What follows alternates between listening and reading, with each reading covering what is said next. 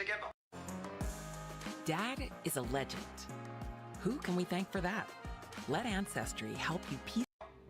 So the easiest answer to rebel what's happening is Israel's doing it just like after every terrorist attack, Tyler. So literally I face that all the time. Do you know why that is, Tyler? I don't hate Jews. I believe that if there's 55 Islamic nations, why can't the Jews have one? Especially when it's historically their land. I'm not against that. When I declare, people say you're a Zionist, I believe in a homeland for the Jewish people. Yeah, I do. And I've not got a problem with that. Okay, so you're pro-Israel, but you are not paid by Israel. You are not Mossad. You're not controlled opposition. I'm not paid a penny, not controlled opposition, none of the likes. Yeah, I strongly oppose Hamas. I strongly oppose jihad. And that has brought me to the conclusion that Israel has a total right to defend themselves. Understood. Thank you for the clarity. So, another protest coming soon? Another rally coming soon, working on the dates. So, it's going to be next year, but it's going to be bigger, louder, and better every time. Okay, we'll see if you can top that. Tommy, thanks for your time. Cheers, bro. See you later, man. See you, bro. The turnout for this protest was damn near historic, and it seems like Britain has reached a boiling point. Will things end in civil war, or will a change in political leadership be enough to satisfy the British public's hunger for change? Only time will tell. Yeah. How are you doing? Yeah! I love you! Oh, look, Great Britain! See you guys, bye-bye. How you doing? How you doing? How you doing? Yeah!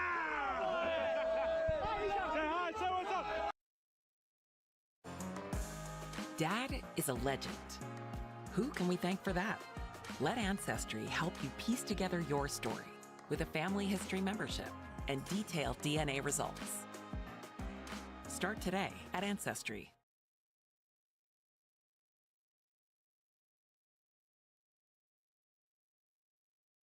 It didn't start like anyone else's. And Zazzle's here to help you tell it.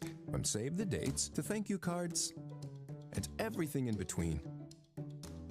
No matter your style or stories. Dirty fucking traitors!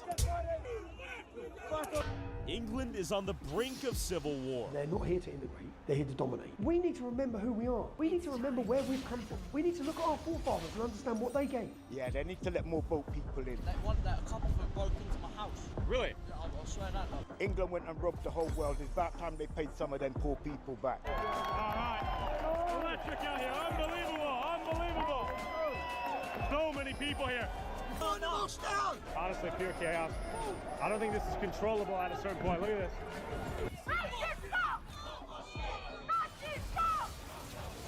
Being invaded, and they're waiting. When they're strong enough.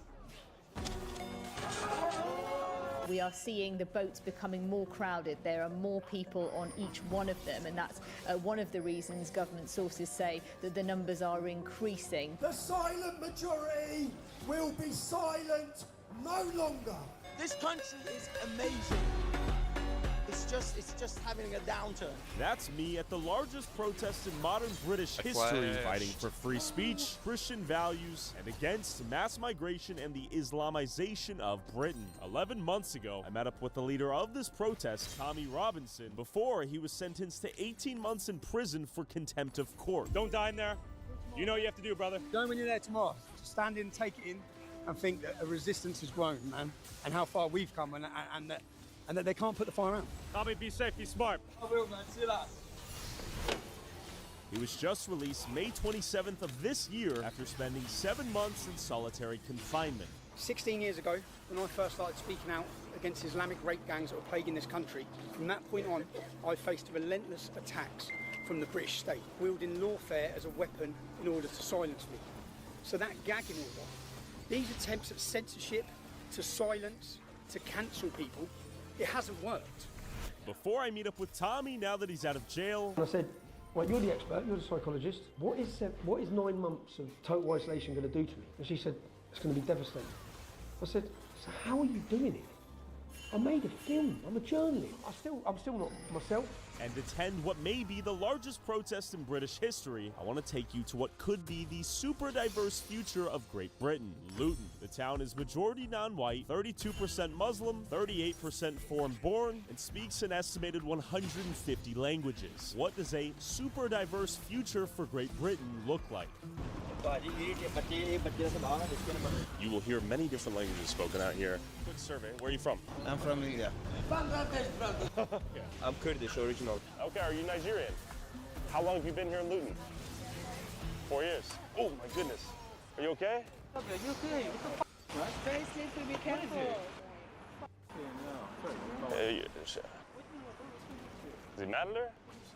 Why is he mad at her? Is that right? Okay, you just got mad. Yeah, why did you get mad at her? She fell down though. You gotta make sure she's good. Okay. I'm from Texas. No. I see your Raiders hat. I just thought she fell. I want to make sure she's okay. You're getting mad. I was like, come on, bro. Okay. How do you like Luton? Not bad. India or Luton? India. India? Why did you come to Luton then? For upgrade their future. How was life in Luton? Shit. Yeah? I see you dancing over here. You having a good day? You want to bust a move? Okay. My man. Hot man. Oh man, how are you today? Champion. Champion. Is life good for everyone here? No, just me. Just you, my man. Luton is like Hounslow. It's a bad place? Full bad place there. Is it dangerous out here? No. It's Okay. not dangerous, but the people here is not working. Just they want to take the from benefits and things. Yeah, everyone loves each other, to be honest with you. Everyone's happy, everyone gets along well. I've been living about 22 years. Does everyone get along? No. Do you want to move out of here one day? Yeah, 100%. What's the biggest reason? Immigration. What do the actual English natives think? No one likes it. Yeah. What do you reckon, Luke? See, no opinion, I know what that means. Diverse location here. Do you guys feel like you can't really speak out on that sort of thing? Yeah. You're over it. I fucking hate it. Yeah, I've been Luton like 11 years here, like a mix, less than whites, say like more Asian. Pakistanis, Bangladesh. Okay. Kashmiri, European, mix of European, Romanian. I see, okay. Nice little place. Yeah. Quiet, comfortable. The Asian, Pakistan, yeah, that kind of people, yeah. Really nice, and I like it. Do the Indians sort of stick together out here, and then Bangladeshi, and then... Indian is a big, big community. They stay together. I think that the sort of the self-segregation has massively reduced. Does everyone get along? Yeah, sometimes not, but... Oh yeah, everybody gets on well together, yeah. They have a lot of shops up there and they sell some really good food and fruit and I go up there and get the fruit and... You like your halal? Yeah, I love it. We did have some clashes between certain groups and some minority groups about maybe 20 years ago, 15 years So like the EDL? That was mostly it, yeah. That's gotten much better. I think it's much safer than people give it credit for. Okay. You meet people around here, they're nice, man. Once you get to know them, they treat you like family, you know what I mean? So it's not as bad as you think it is. There is halal food is everywhere. There are a lot of Muslim community here. As a Muslim, I am happy to live in Luton. You came to Luton to live with more Muslims? Not for the Muslim, but I like the desi food. There are a lot of Indian and Pakistani food here, and that's why I come here. I'm not a good cook, that's why. And you guys consider yourself British? We okay with this country. We've been here. Obviously, we need to support this country. What does it mean to be a Brit? First, we are humans. That's it. Okay, so humans and then nationality? Nationality, that's it. Are you proud to be British? Nah, not anymore. Used to be. And then you got cunts like Keir Starmer and them coming in. Supposed to be Labour. Proud to be British and we're complicit in killing poor people in Palestine. How could you be proud of that? If you're born in Britain, you're British. Yep. Get on with it, no matter what part of the world you come from. I'm Pakistani, I'm proud to be British because I'm born here. These guys have given me a home, given me opportunity and all that stuff. I don't know, I just see a lot of uneducated people are just doing stuff in it. Not really educated people talk about these matters. And that's the one main problem, I say. Really and truly, we all should be all in it, so one as all as one. Okay, personally. unity. You know, I'm proud of where I come from, but I don't mind people flying their own flags and doing their own thing. Okay. It's all about tolerance, bruv, isn't it? It's all about tolerance.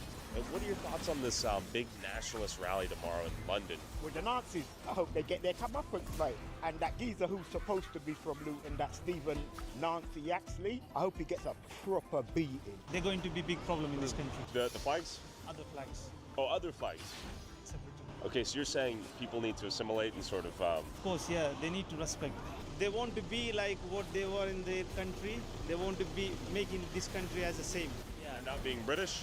See, we can say on the mic it's a British. But at the end of the day, they're going to support their community. But some of the communities, they're based on the religion. They don't care others. You're referring to the Muslim community? They're not secular. Am I safe out here talking about these things? As long as you don't blame their gods. Yeah, they need to let more boat people in. England went and robbed the whole world. It's about time they paid some of them poor people back. I think there's just currently a atmosphere of just increased political unrest. What are your thoughts on Tommy Robinson? I used to like him, but he's a bit of a shield for Israel now. What are your thoughts on his takes on, I guess, English? He's still right. Yeah, he's still right. He's still right. And he's from here, right? Yeah, he's a Luton boy. Are you going to London on the 13th? I think I'm going to go down there, yeah, see what's going on. Why? Just get in trouble. Yeah? It'd be messy, yeah. There's a Christian church right there. And then we have Discover Islam right here. Many different groups. How you guys doing? I wanted to come in here and talk to you guys. We're trying to talk to folks out here, see if everyone gets along, all the different groups, Christians, Hindus, Sikhs. Okay. Okay. And you guys are giving all this out to people, right? That's cool. Donations for people that come in and are struggling. We do food bank on a Saturday. Today we're doing curry kitchen as well. Okay. Anybody's welcome to come in. So if you know anybody who's struggling, tell them to come. Okay, so they can come check out Discover Islam. Okay. Now that you've seen a glimpse of Britain's potentially super diverse future, I want to take you to where many of Britain's migration problems come from. Behind me is the English Channel, where migrants come in on small dinghy boats from countries like France into England with the hopes of a new life, benefits, etc. But the question is, why do they pass through several safe European countries?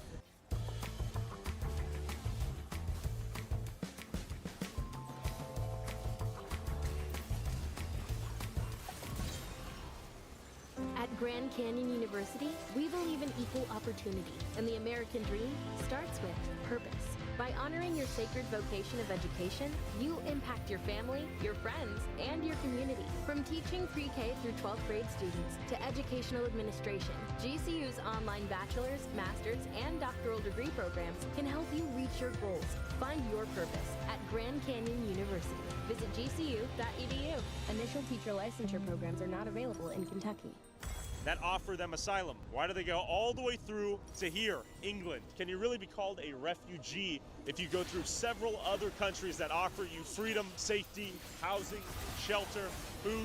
I don't think so. Have you guys seen a boat? Immigrant. Yeah, migrant boat. This way. Okay. All right. When? That one that a couple of broke into my house. Really?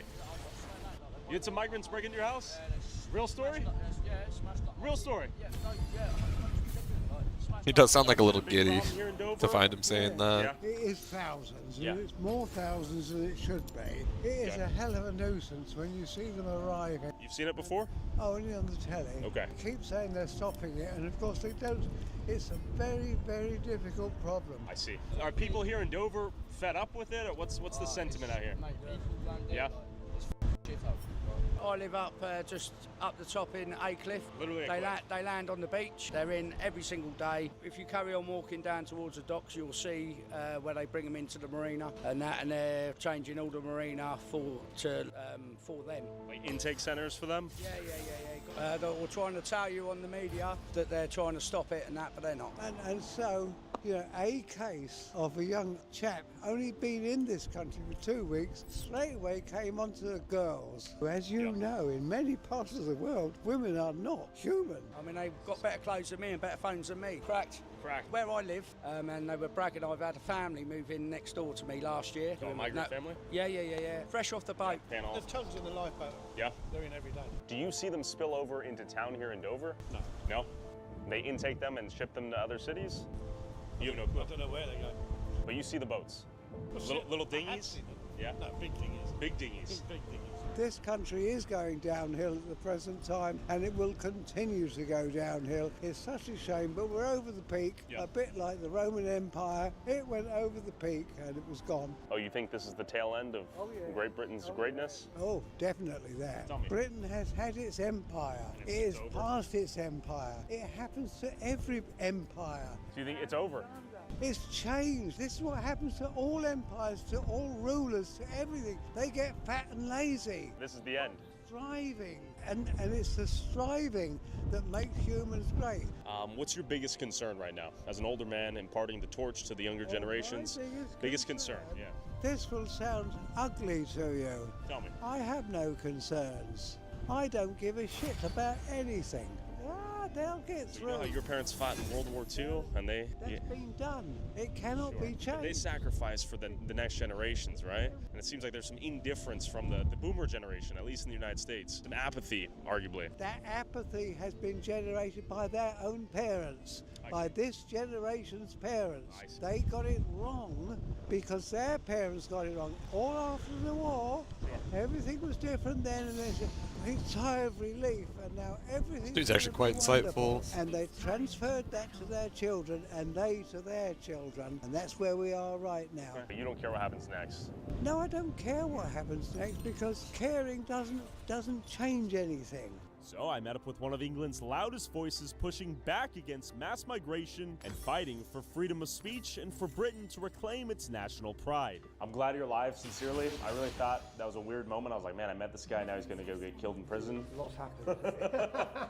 I'm still here. You're still here. Because I wasn't sure if I would be when I was leaving you. To watch the entire interview with Tommy and my attempt to break into a migrant hotel where these boats eventually bring their cargo, go subscribe to patreon.com/Tyler Oliveira for $5 a month and get extended cuts, early access to these videos, and DLC content YouTube won't let me upload. Thank you for your support. Back to Tommy. To set the context, just so they know, we just read that Charlie Kirk got executed at a college campus, so we're both a little shaken up right now. I'm pretty, I'm thinking probably selfishly. Yeah. Probably I shouldn't be. I'm thinking of what my children are going to be thinking right now. Because when I was in jail, obviously, last time I saw you, I was handing myself in. I've got an 18-month prison sentence. I spent 7 months on solitary confinement. During that 7 months, I had another friend called Salwan Mamika, who was assassinated in Sweden. He was assassinated for burning the Quran. They went in and live-streamed his murder.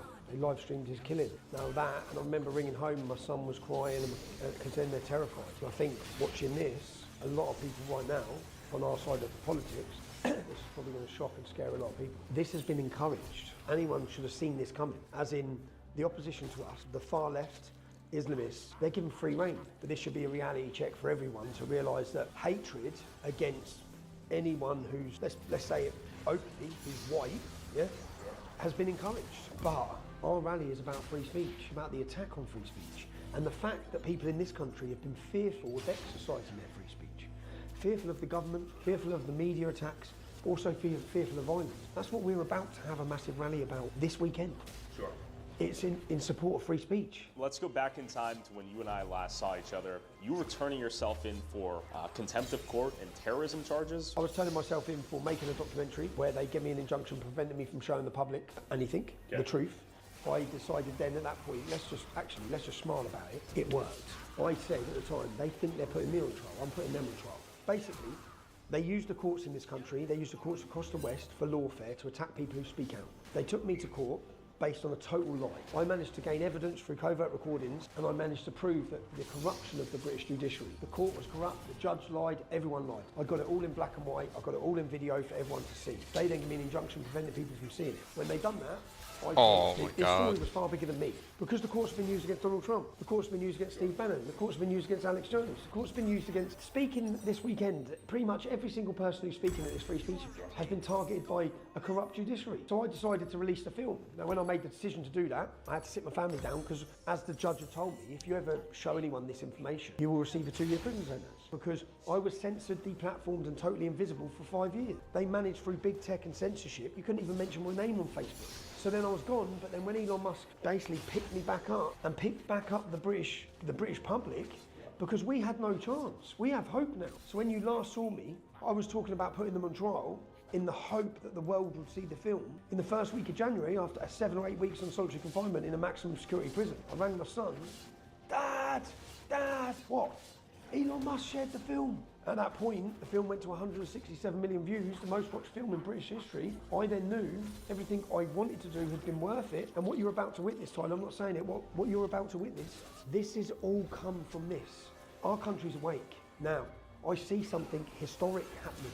I believe that we're in a cultural revolution. And they managed to paralyse an entire nation of men through fear of being called names. If I've broken the law by playing a film, then it's not me that's the problem, it's the law. Yeah, because I believe in free speech and I believe in freedom of the press. And if it's the truth, it's the truth. So yes, if that means now you're going to send me off to prison, send me off to prison. That's where I'm going. I didn't want to go to jail. Of course I didn't. I've got 3 beautiful children. I was scared, really scared, because our prisons are governed and controlled by Islamic gangs. And they held me on solitary confinement, and they used the excuse for your safety. And I knew after 6 weeks I could start feeling myself.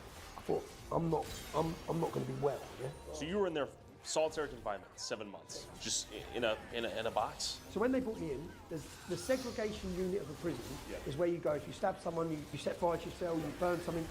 It's a punishment. So in these cells, it's just a mat, a blue mat. Yeah. So in normal cells, you have better facility. You can have a wardrobe, but in these cells, there can be nothing you can break. Yeah. Because people are usually trying to kill themselves. So 16 cells, and prison's a loud place. And even if you're on your own, you can talk to the people in the cells next door. When they brought me in, they cleared all 16 cells. So they put me in 16 cells. Our prisons are meant to be full. Just me in 16 cells. So it was silent. Yeah. I used to go on a visit, but in the end, after 6 weeks, I didn't want to go on it. Yeah. And when I did go on a visit, I was agitated and. Restaurant store. 30 chairs, non-squeak. 15 non-wobble. Restaurant store. Lights. Restaurant store. Where are we going to find all this stuff? I already ordered it. No, all of it. Restaurant store for whatever your restaurant needs.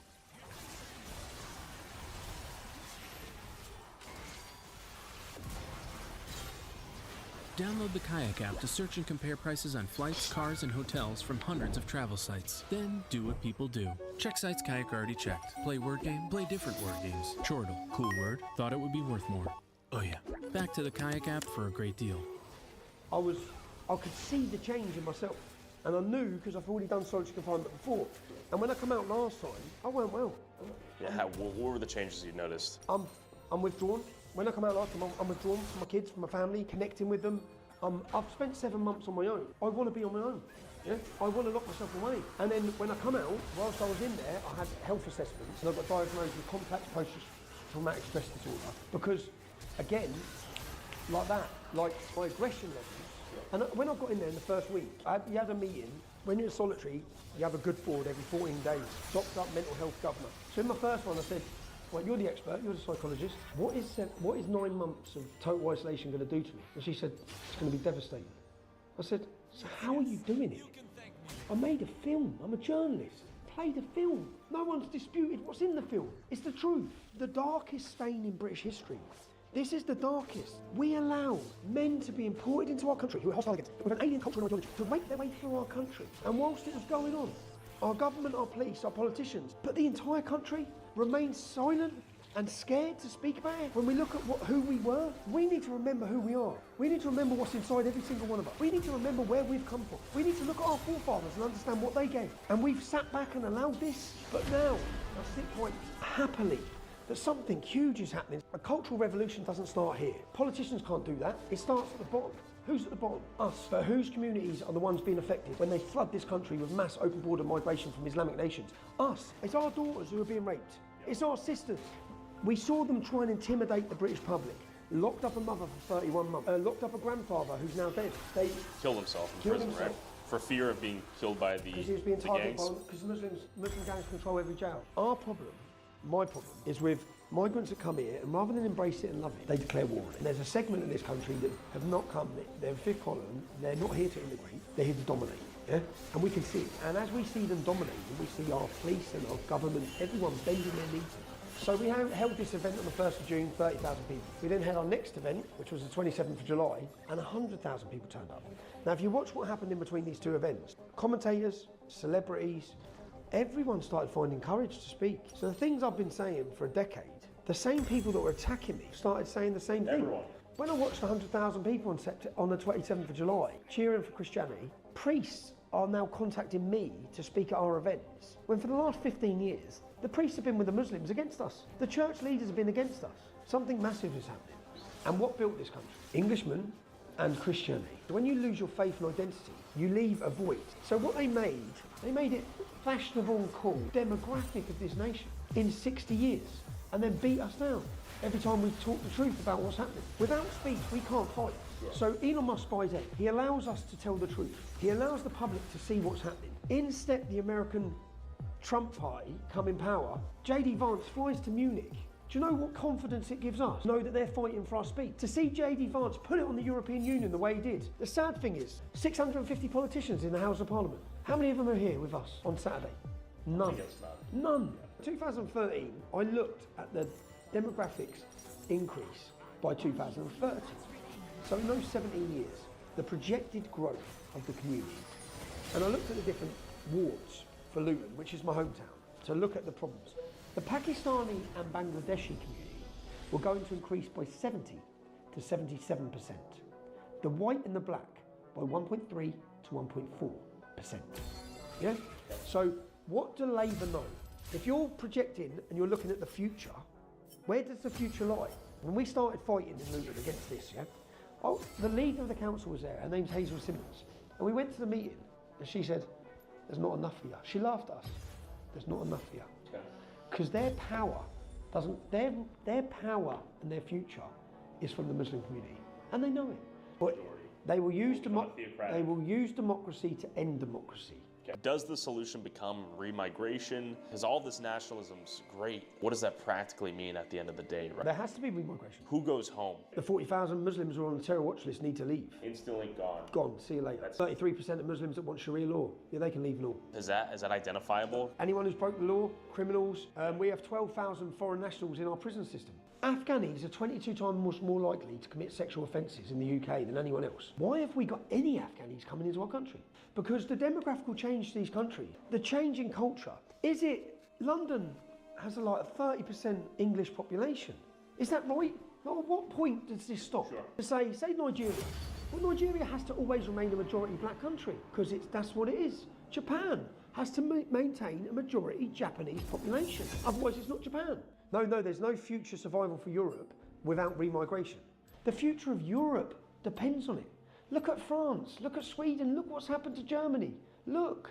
And my job, which I'll play on Saturday, is as there's an anti-migrant sentiment growing, as people are angry, we should be angry at the government because it's them that's facilitated and it's them that's brought this upon us. If I'm a second-gen Muslim immigrant here in England and I see all these people saying, we're remigrating you back to wherever the hell you came from, you and your family. Yeah, that's not what we're saying. Because second generation Muslim... They get to stay? The parents go? Second generation Muslim immigrant, second generation, would mean some of the people I love growing up with. Yeah? But we have to stop Islam. But if the two are inextricable, right? If Islam is inextricable from who I am as a person and I live here and who I am as a person, that's my culture. If you've got 1.2 million Muslims here... There's incompatibility with English culture, let's say. It's oil and water. 1.2 million Muslims who want Sharia law means there's 1.2 million people in Britain who wish to overthrow democracy and replace it with a violent supremacist ideology. Yeah? How do you peacefully take these people elsewhere? This is the problem. There's no peaceful solution. There's chaos. Because the minute a European government attempt, you're seeing it now with even when you're trying to bring in deportations of criminals in the United States. Imagine when they try to enforce the law in France. Imagine if they elect Le Pen and Le Pen says, you got to go, some of you. Yeah? The criminals have got to go. It's war. They're not going to peacefully. So, but we either have this confrontation now, while we can still win, because in 10 years' time we lose. They don't want Germany having an identity and Spain having an identity. They want a European identity. How do you do that? Break down the culture. You are about to see, I believe, a revolution's coming. It has to come, or else Europe doesn't exist. What's happening in Britain is not unique to Britain. Germany, France, Sweden, Belgium, every country across Europe, we're being replaced, demographically replaced. Our cultures are disappearing. Even when your room is 80 degrees, your bed can be 55. That's the Pod, a cooling cover that fits over your current mattress. It cools with water, not air, circulated through thin tubes to keep your body at the perfect temperature. Where other beds trap heat, the Pod removes it. The result? A 32% improvement in sleep quality, proven in clinical studies. What used to be hot 3 a.m. wake-ups is now steady, cooling comfort. Start sleeping cooler. There has already been a revolution. It's gone on for the last 20 years, where they have taken control. They have attacked nations. They have attacked identity, attacked the family, attacked Christianity. We are now the counter-revolution. Now, if you have a majority Muslim community, it's no longer England. The culture's gone. No, we can't give that up. I'm sorry, we can't. We can't. There is no to be reason. honest, He doesn't give a we're not reason. gonna. It just We're gives him the ick. one terrorist attack away from this country possibly exploding. So I headed to the Unite the Kingdom protest in London to find out how many people agree with Tommy and how they want the future of Great Britain to look like. But real quick, have you ever gotten in a car accident that wasn't your fault or gotten hurt at work? Well, your injury could be worth millions, but insurance companies often lowball their clients. If you become Morgan & Morgan's clients, they'll fight to get you the compensation that you deserve. Fighting big companies takes a big law firm, and as America's largest personal injury law firm, they're ready to take on insurance companies of every size. And Morgan & Morgan is so simple, you can submit a claim and communicate with your legal team all through your smartphone. Morgan & Morgan is the big volumes that hide camera. Thanks, Morgan & Morgan. Hello. Now back to your scale. Loud, and we're about to move. How many people do you think will be here? Good. Keep our We're going for 2 million. Rape of Britain. Rip Join Peter some Lynch. arena and some Keep our girls safe. random shit. You're taking the piss, we've got to fuck them off out of here. Get them out! Get them out! We've had enough. We're being invaded. The Islamic invasion every day. 1,000 every day. 5,000 a week invading our country, and we're putting them up in hotels, and we're calling it, they're putting them up in barracks. Why are you here? Supporting our country, uniting the kingdom. To support Tommy Robinson and United Kingdom. To support England. Basically, we've been swamped with immigrants who we don't know who they are. Emergency accommodation. I've been kicked out of my hotel because I'm not priority. Me and my girlfriend. Like the voters are. I've been made homeless on Tuesday. You're homeless and you've been kicked out? Yeah, on Tuesday. What did they tell you? We're not priority. We need to make. We're a year clean. We're in recovery. You're illegally on a boat. They let you stay? They've been housed. I'm seeing them being housed. They've already said I'm going to buy a dinghy, launch it, come back, and I get a new home, money, new phone, and get wealth, everything. But how does it make you feel? And then I'll keep on. Sick. I don't want to be English. No more mosques to be built in Britain. What would he rather be though? Any kind of plan? Get rid of them. We don't want no more mosques in this country. Go. Deport all illegal immigrants now. Okay. They will take over. Reform. They will take Reform. Every so-called child or woman or man that dies crossing the channel is down to Keir Starmer for not stopping the boats. He's got to go. I was Classic. It's a classic. Just like that. The main reason why I'm here is because I'm just sick and tired of getting my country destroyed by people who are supposed to be in charge of us. They're supposed to be looking out for us. What are the biggest problems going on right here, right now? Illegal migration. We welcome migration, yeah. It's not it's the illegal migration. And they are actually literally raping, murdering our people. It's a fact. It's not propaganda. The people that come on the boats, they're young, healthy men. They're not fleeing war-torn countries. If they are, why aren't they taking the children? I came in the right way, but at the moment, it's a small island. You cannot accept everyone. Sure. It seems like if you turn up on a boat, if you get imported and immigrate here, or all our money seems to just disappear into foreign nations, and there's nothing here. Our services are disrupted, my taxes are through the roof, I can't get to see a doctor. I was like, I live here, I serve this country, and I fought for it, and I get put at the back of the queue. Why have we had 12 million foreigners turn up into the land? Who does it benefit? Doesn't help me, doesn't benefit the country. The GDP's worse, NHS worse, schooling's worse, the policing's worse, education's worse, every aspect is worse. So why has it been done to us? You tell me. I don't think anybody can. Yep. Nobody voted for it. I'm from Tippleton, I am, in the Black Country. There's got to be 20 hotels. For migrants? Full of migrants. Okay. Nobody voted for it, nobody got a choice in the matter. It's just the government. The governments. They throw their passports out in the English Channel.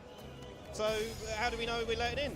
We don't want criminals in our country. So they don't care about us. They're worrying about more people from elsewhere. We need to look after our own before we can go anywhere else. Charity starts at home. Any thoughts on freedom of speech out here? We haven't got one, have we? Just when Tommy Robinson was arrested the last time, I just posted a picture of Tommy Robinson on Facebook saying free Tommy, and I was banned from Facebook. Oh, you were banned from Facebook? Yeah, Facebook, Instagram, and everything. Only X. I I wasn't banned from X. We can't say what we want to say, you know. Anything we do say is just classed as racism. You know, so we just want to be here, we just want our rights back, we want to be able to do what we want to do. Yeah. Do you think at any point this escalates to some form of violent confrontation in the future? No. Not here today, but just generally speaking, if things continue in this direction that you've articulated. I can't say... Civil war. No, I wouldn't say civil war. Jeffrey Epstein. Jeffrey Epstein. Jeffrey Epstein. Jeffrey Epstein. It's just very strange for a lot of people that the list of clients that went to the island has not been made public. Yeah, it's very interesting, isn't it? So if you're able to, you'll be... Yeah, I'd certainly take a look at it. This is a Democrat hoax. Yeah, I'd be inclined to do the Epstein. I'd have no problem with it. He is now calling it a Democratic hoax. The Epstein saga is not a hoax. Evidence that shows that Epstein was a creation of either Mossad, Israeli intelligence, American intelligence. But the bottom line is the records are getting out. The president says that a politicized hoax. What the hell are they afraid of? 2 years ago, we talked about releasing the Epstein files. Last night, I was shocked to hear them voted against releasing the Epstein files.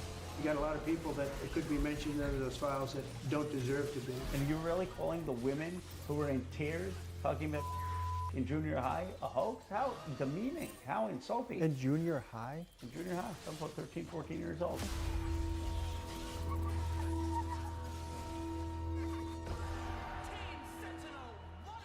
When you've got smoke-free satisfaction, you've got the freedom to do things your way. Get $20 off 5 cans of Zyn when you take the Zyn 10 challenge. Try it for 10 days. Smoke-free. Hands-free. I wanted to look into the Epstein file cover-up, but I didn't want to risk offending the president or doubting the FBI director's official narrative or making our politicians feel uncomfortable by asking too many questions. You know what? Fuck that. I'm not apologizing for anything. It's time to go gloves off. These people are lying to us, and I don't care whether it's Biden, Kamala, Trump. If you are in charge of our country and you're hiding, protecting a billionaire sex trafficking your ring, then we, the people, are coming after you and have every right to demand the answers. In fact, we pay each and every day with our paycheck to demand answers and accountability from you. And our president, Donald Trump, actually talked about the Epstein files. Here's what him and his administration said before they won the election. Yeah, I'd be inclined to do the Epstein. I'd have no problem with it. Seriously, we need to release the Epstein list. That is an important thing. It's pretty sick what that man did. 200 victims, well over 250 actually. Who has Jeffrey Epstein's Black Book? Black Book? FBI. As a former number 2 in the IC, they overclassify 50% of the stuff there to protect the deep state. Oh no, you can't see that. Nothing to see here.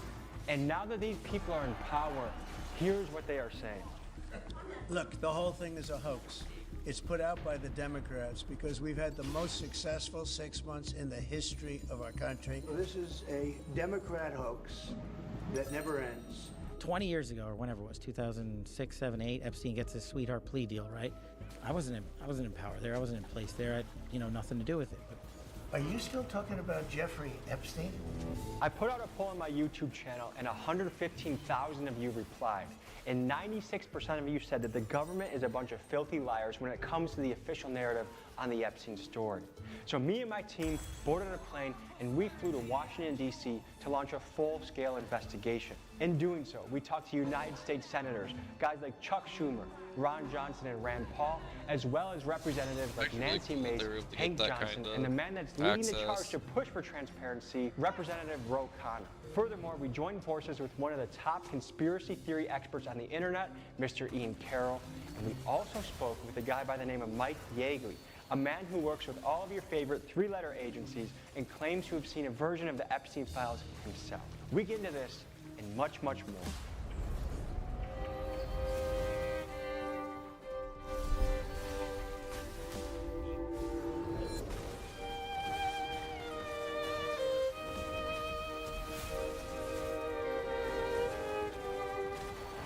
We are here in Washington, D.C., the beating heart of where it all goes down. And today we're looking into what might be the biggest cover-up in American history, the Epstein file list. The fact that the elites, the billionaires, the well-connected might be in a ring right before our eyes, and they are lying to our face about it. This is a Democrat hoax. They're trying to get people to talk about something that's totally irrelevant to the success that we've had as a nation since I've been president. And I want you to suspend your tribalism for a moment. I don't care if you're Democrat, Republican, or somewhere in between. This is about the truth. This isn't about one party or the other. I actually think they're probably both complicit in this. We're gonna get to the bottom of this because I think this is very important. So join me as we question, and we do one of the most American things there is, which is to question authority, demand the truth, and get the knowledge out to the people, we the people, who fund all of this. Let's begin.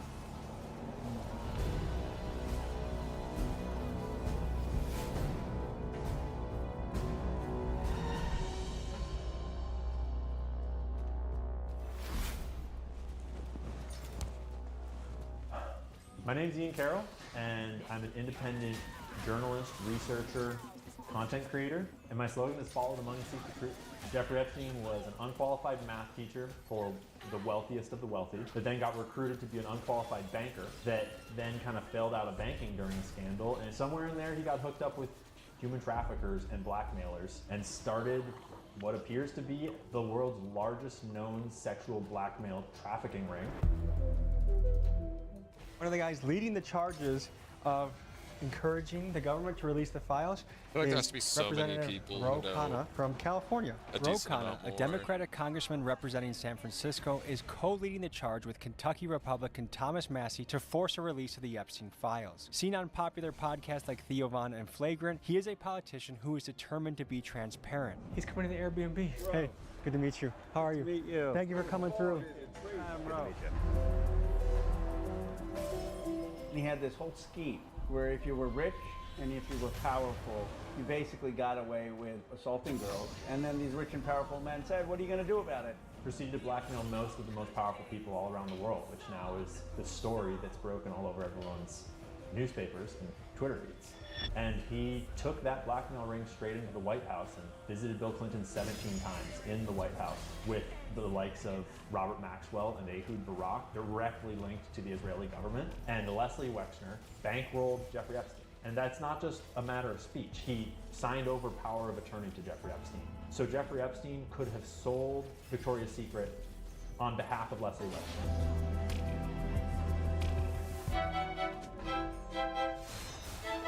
I gotta say, I don't wear a suit often anymore, but I feel at least 10 IQ points higher right now. I feel good. I feel quite patriotic today. Getting the chance to talk to our elected officials and demand accountability, to me, is something that makes me very proud to be an American.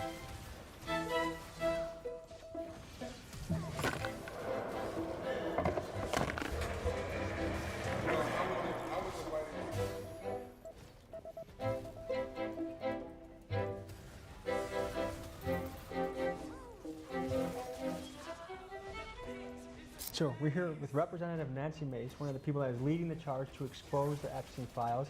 Let's just start with the basics. Do you think Jeffrey Epstein killed himself? Well, we don't have the camera evidence. We don't. I mean, wasn't the angle of the camera? Was it there? I have no reason to believe that he didn't. You don't think that there are suspicious details surrounding his death? The I do. Security cameras magically going off, the security guards falling asleep, being on side watch but still having access to material. Yeah, I think there's suspicion, and I think we've got to keep getting the files out. But that may be something we never are able to figure out. This is Mike Yeagley. He's an independent contractor, data analyst, and security specialist who provides critical intelligence support to elite military units and to the three-letter agencies that everyone watching this is familiar with. In other words, Mike's skill set is that in real time, he can track the location of nearly anyone in the world using specialized methods, and three-letter agencies hire him for this reason. He says in his possession is a version of the Epstein files, and he speaks on his theories based on the information he's reviewed. School teacher without a degree that magically got worth hundreds of millions, if not billions of dollars. It's kind of like congressmen that come to Washington with a net worth of $100,000, and 3 years later they've got $8.4 million net worth. How did that happen? That is absolutely insane. But nobody knows it. Dad is a legend. Who can we thank for that? Let Ancestry help you piece together your story with a family history membership and detailed DNA results. Start today at Ancestry.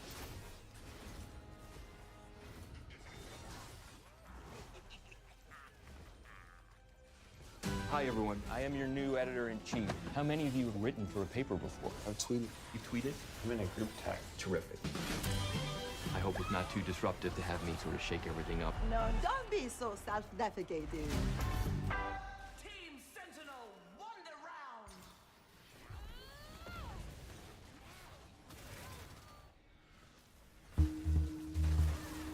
Who is Ghislaine Maxwell? She was the madam. She was the one female that could talk to an impressionable 15-year-old girl who wanted to be a model for the limited. Basically grooming these young girls and bringing them to Epstein. She was there recruiting more junior high and high school students for Epstein. She was part of the abuse. And for her to now get pardoned is a slap in the face of every survivor. Do you think it's possible that's going to happen? This president is capable of anything. I also thought it was a slam dunk he would release the Epstein files. Something is there that's forcing him not to release it. Ghislaine Maxwell is the daughter of Robert Maxwell. Her dad was an interesting character. There's no doubt about that. Now, Ghislaine Maxwell was Jeffrey Epstein's partner in crime that made this business the last name at least. And she has a very interesting background. She's pictured here with her father, Robert Maxwell, who happened to be a media mogul, a textbook publisher, a known asset of Mossad, and he died under very suspicious circumstances. He is very well known to have worked for Israel and Mossad through most of his life. Robert Maxwell was in publishing. He was a publisher, a power publisher, and his operation very much seems to be an influence operation focused around information and publishing, largely textbooks, the educational stuff that we all grew up reading. So it's possible that the social studies book that I read in class in 5th grade that Robert Maxwell, Ghislaine Maxwell's dad, Jeffrey Epstein's father-in-law, in a way, yeah, had a hand in? Oh, absolutely. Yes, you heard that right. Robert Maxwell, Ghislaine's father, was a textbook mogul whose company, Macmillan Inc., made a joint venture with McGraw-Hill, and this partnership made them the second biggest publisher of American textbooks in the late 80s and early 90s. In fact, you may have used one of his books to study in your class at school, and while it is not official that he was working for Israel or Mossad, he was a British citizen that was given a lavish funeral in a historic Israeli cemetery that was reportedly attended by the Israeli president, top Israeli intelligence officials, and the eulogy was given by their prime minister, who said that Maxwell was almost a mythological figure. Yeah, it sounds like it. So it seems at least one thing Epstein and Maxwell had in common was having frequent contact with Israeli prime ministers. But more on that later in this episode. He had stolen all kinds of crazy money, and then he just fell off his boat and died. And all the money went missing. No one ever found it. Heard some interesting theories about how Epstein seems to have turned up with a very similar amount of money, basically that same year. And what happened is there was a cover-up. Epstein got a slap on the wrist. There was no one who talked for the survivors. And a lot of other rich and powerful men who he farmed out underage girls to basically have not been held accountable. Thomas Massey and I, Republican, Democrat, have said release the file. And we called the survivors to the steps of the Capitol. For 10 years, no one had heard them. They started telling their stories. They broke down in tears. But I wasn't the only one. None of us were. Well, if a country can't stand up for survivors, we've lost our moral soul. If we can't protect children, we've lost our moral soul. This is not political, it's a moral issue, and we're going to fight to get these files released. A lot of independents like myself cheered for Trump over Kamala because one of the things he campaigned on was releasing the Epstein files. He is now calling it a Democratic hoax. But then at the same time, he's the key contributor of an agent helping bring it down. Which one is it? Recently, Speaker of the House Mike Johnson claimed, He kicked him out of Mar-a-Lago. He was an FBI informant to try to take this stuff down. Then Mr. Mike Johnson changed his story to this. If I used the right word, I said FBI informant. I'm not sure. I wasn't there. This is in my lane. So this guy, that's third in line of the presidency, isn't sure whether Trump is an FBI like informant or not. And because the White House narrative on Epstein changes so fast, my question to Nancy Mace was, which story is it? I hear, hey, this is a witch hunt with the media who've lied about him for years. So, I get his frustration. They're trying to portray him as this horrible human being when he's actually not the bad guy. He's not the boogeyman in this. The boogeyman is dead. And his little black book, who knows where it is. Sure. And I do think there is a massive cover-up. I don't think Trump, he has nothing to do with it. I read something that 1,000 FBI agents are working around the clock to redact his name as a clicker. ABC News and other outlets reported in July of 2025 that Pam Bondi allegedly told Trump that his name was in the Epstein files. Then, Senator Dick Durbin made the allegation that the FBI was having agents work around the clock to cover for Trump. Now, if the claims of Senator Durbin are true, it is disturbing to learn what lengths this administration will go to cover this story up. We don't have 1,000 agents we can dedicate to one thing like that. They're just So possible impossible. nonsense story. Physically impossible.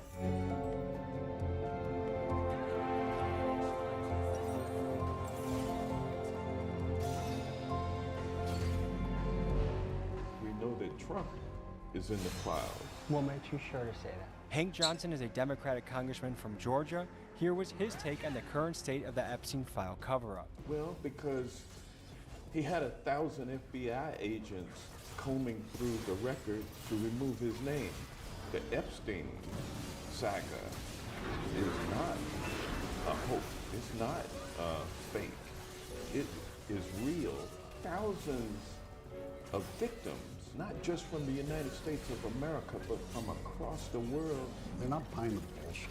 Maybe 20 years ago when somebody could go on Meet the Press and the story was controlled in a news cycle that lasted for 20 minutes with Tim Russert, you could get away with that.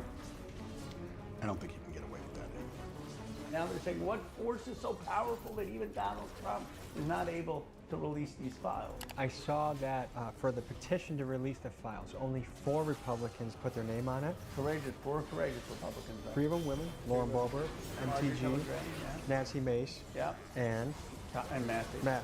Where the hell are the rest of the Republicans on this?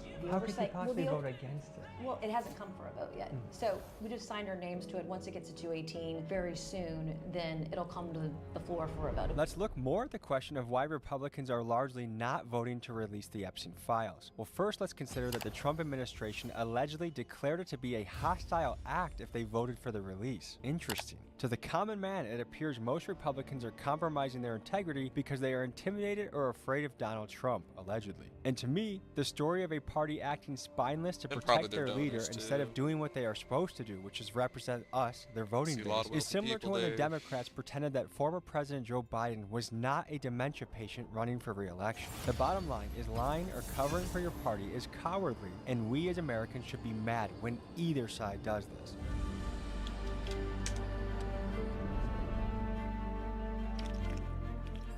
Surprisingly, we're getting one of the top Democrats, probably the top Democrat, Chuck Schumer, to speak to us. Hey.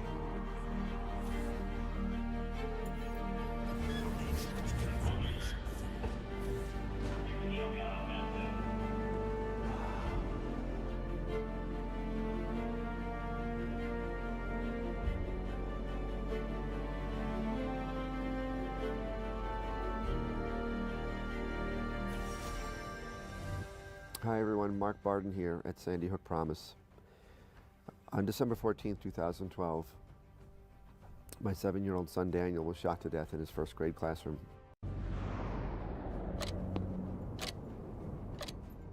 By the way, this is the original Gilbert Stuart of George Washington. Really? They used it for the portrait of the dollar bill. Isn't that amazing? This is a beautiful building to be in. Isn't it? Yeah. You tried to pass a resolution to prompt the release of the Epstein files. Right, we did.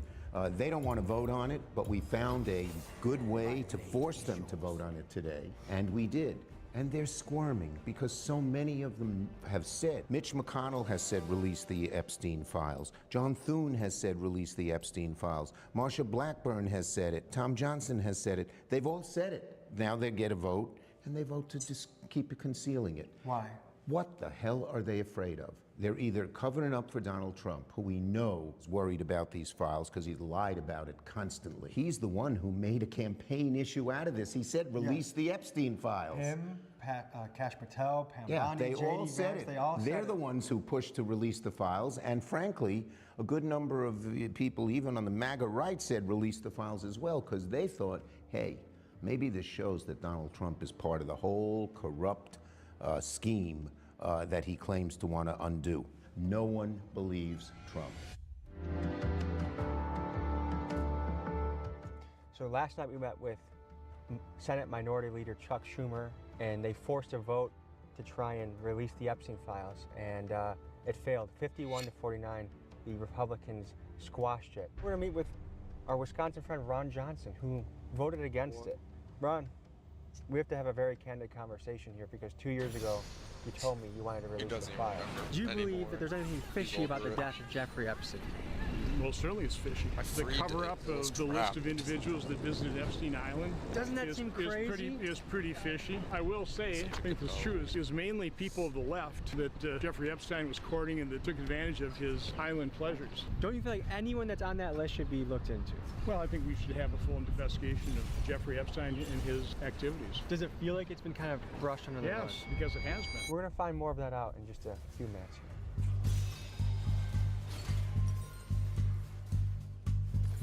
Now is the time for a few good men to come to the aid of their country.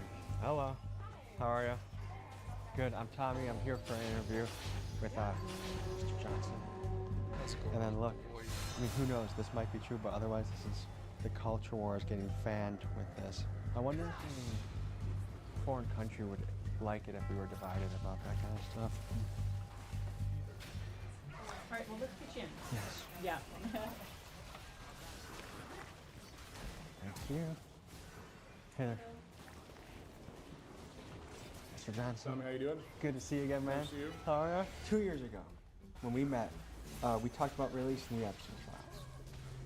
Last night, I was shocked to hear there was a resolution on the floor, and it didn't pass. You voted against it, 49 to 51, against releasing the Epstein files. Well, I understand. That was a poison pill in a process of trying to pass the National Defense Authorization Act. First of all, I'm as curious as anybody. Morning. How are you? I'm Tommy. Nice to meet you guys.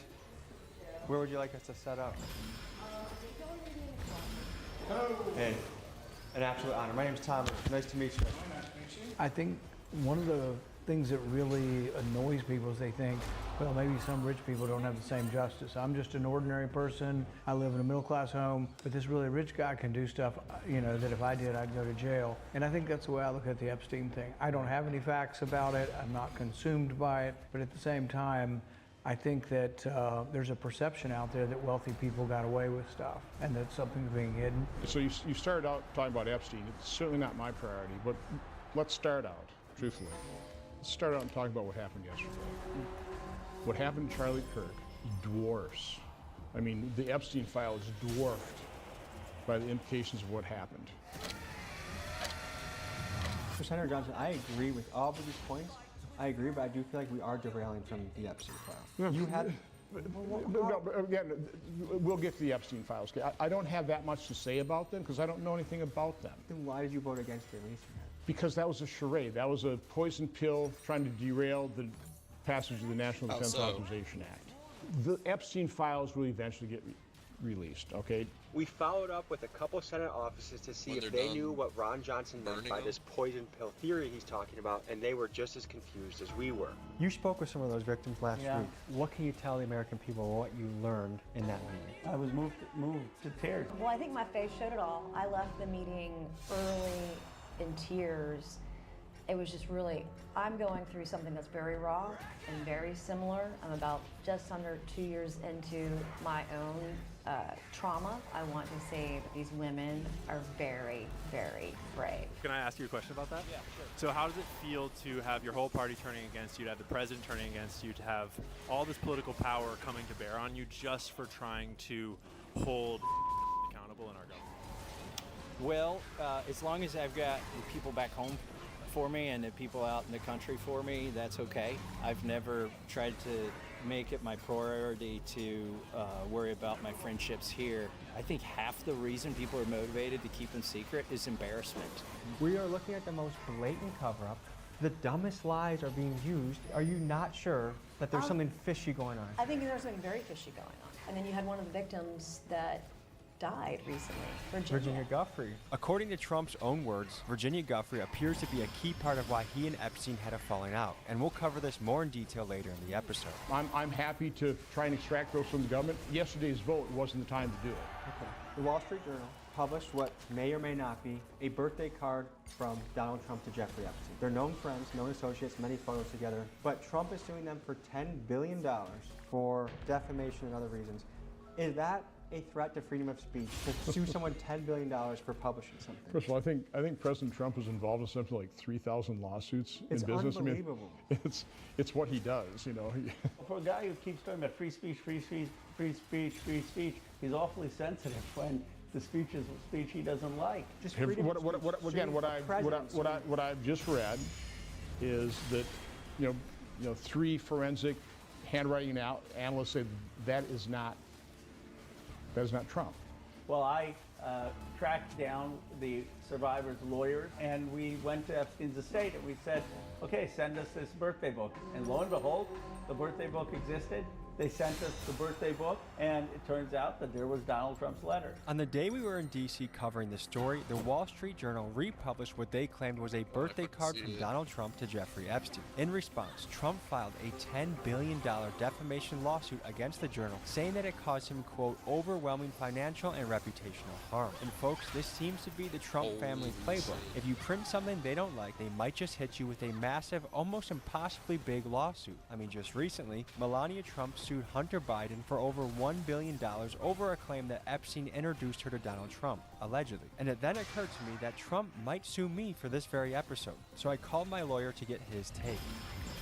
Right now, girls in marginalized communities are being pushed out of school, their leadership potential lost.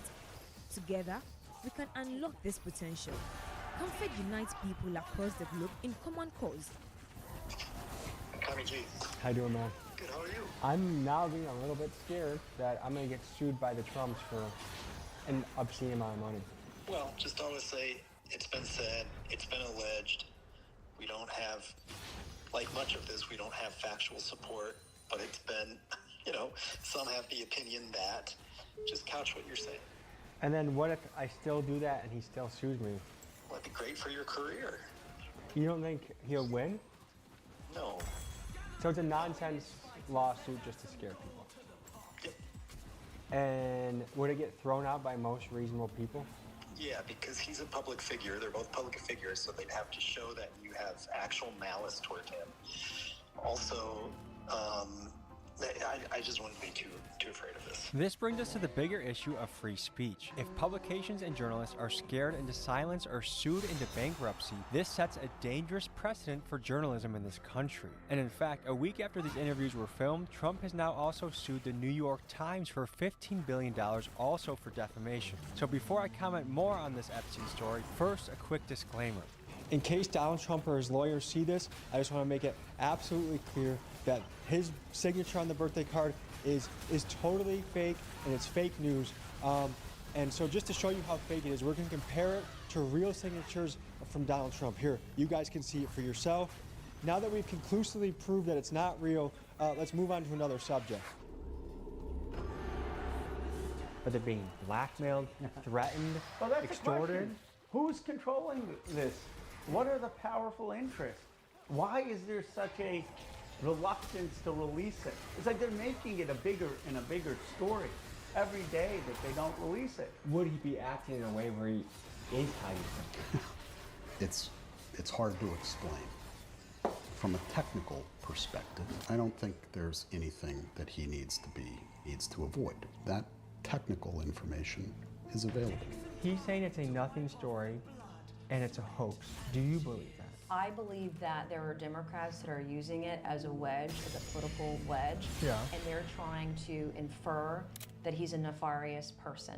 I do think that that is part of what he's describing when he says hoax. I don't think nobody thinks that these women are lying. Mm-hmm. Nobody does, absolutely nobody.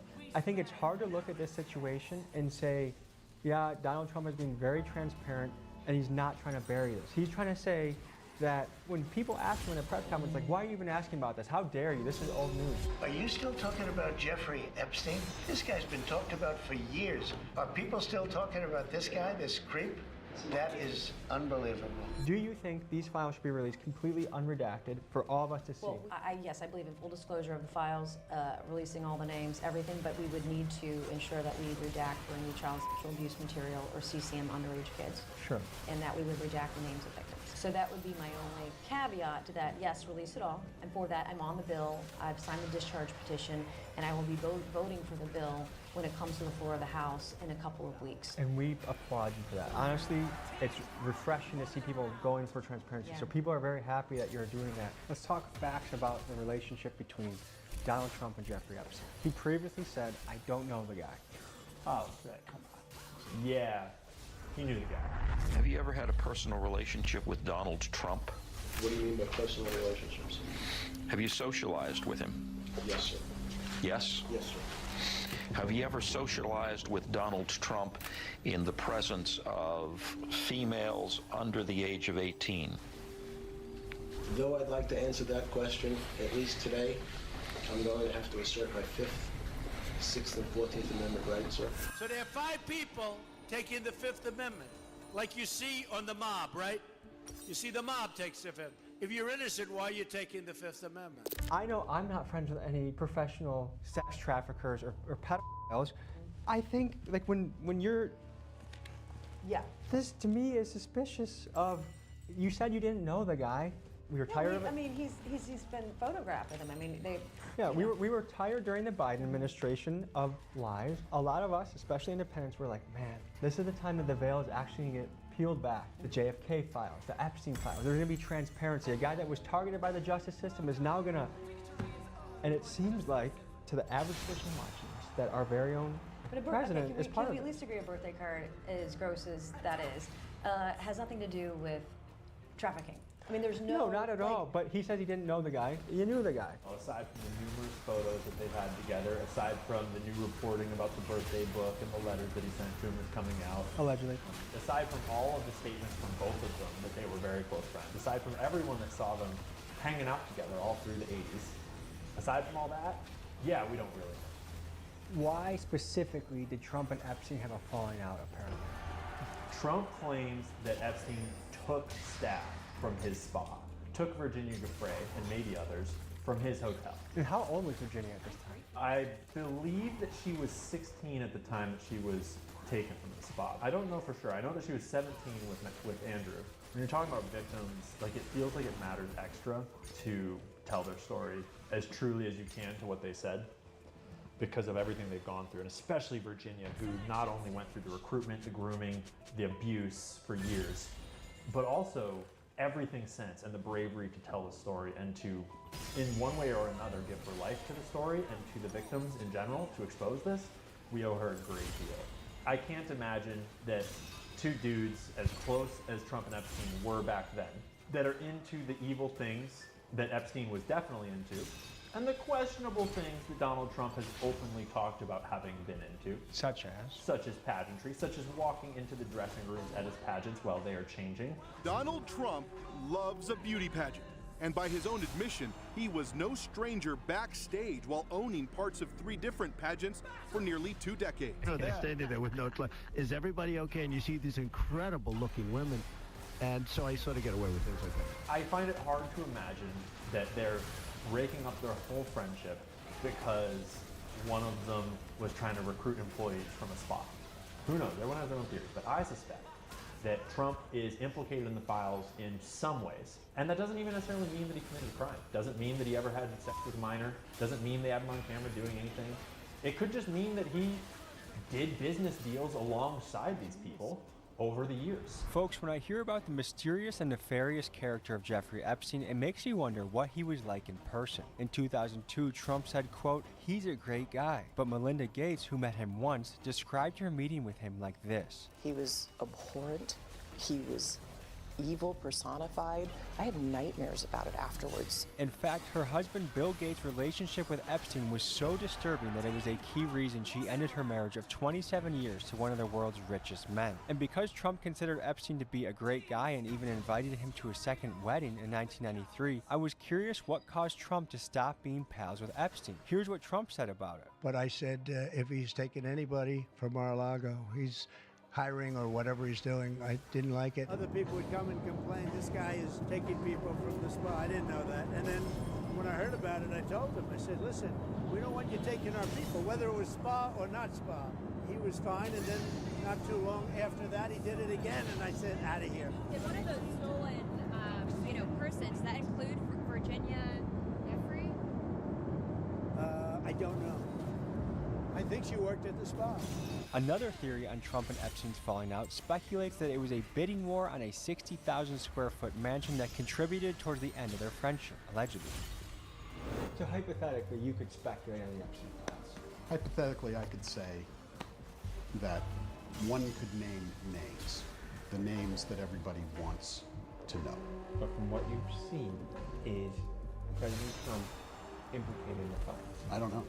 If there was something in there that was damning to him as a man, let alone candidate, I think that shit would have come out during the election, during... When you bring a ruggable rug into your space, you're bringing in more than just a rug. With Ruggable, you can let your true colors in. Let the 5-second rule in. Let new traditions in. With Ruggable washable rugs, you can let life in. Choose from thousands of world-class designs, all made with our patented two-piece system. Ruggable, designed to let life in. Oh.